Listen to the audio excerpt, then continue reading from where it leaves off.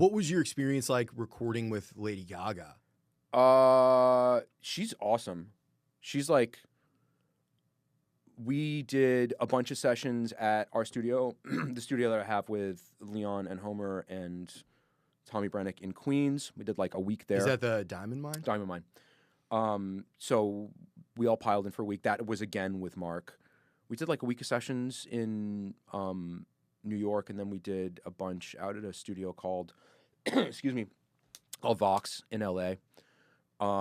Those sessions were fun, man. You know, she's a New Yorker, and obviously like she's lived in a, you know, bizarre, crazy world for the past 15 years since she's achieved these like high levels of fame. And she's also like very much like a multi-hyphenate. It's like working with a lot of these modern pop artists is, you know, kind of like the music aspect of it is really only one and sometimes minority facet of what's going on, right? So it's like for working with someone like Lady Gaga, it's like she's focusing on the music, but it's part of a much larger holistic vision of which she is pulling and controlling the strings of the visual things and sort of like, you know, she's not thinking about just making the music. She's thinking like what like the fucking stadium tour is going to be.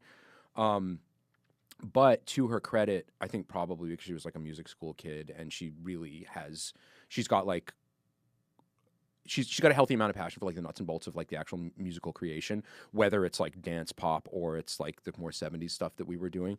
It was really cool because she would just like sit down at the piano and just like light a cigarette and we would like bash through chords, and a lot of it didn't stick and some of it did, but there was no icy remove. She was in it with you guys. Hell yeah. No, she's like, I mean, you know, she's like, she grew up on like the Upper West Side. I mean, like, she's like a superstar, but like ultimately, like, and that's actually another good thing about us being this like little New York crew is we're almost completely lacking.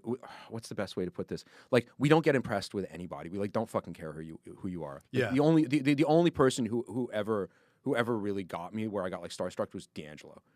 It's like, oh shit, okay. Yeah, it's like D'Angelo came to the studio and I was like, holy fucking shit. And then he played like weird blues guitar the entire time. That was weird. But in terms of our ability to remain like unruffled with stars and like really like not have like the stars in your eyes. The stars in your eyes thing is really beneficial for stuff like that because she's just like, oh, these dudes are chill. You know, like, let's go smoke some weed. You know, it's like I ended up in a fucking documentary with her. Where really? Yeah, no. There's a documentary made about the making of that record and the tour. And Joanne, right? No, it's called 5'2", I think. Oh, I meant the record. Oh, was the record called Joanne? I think so.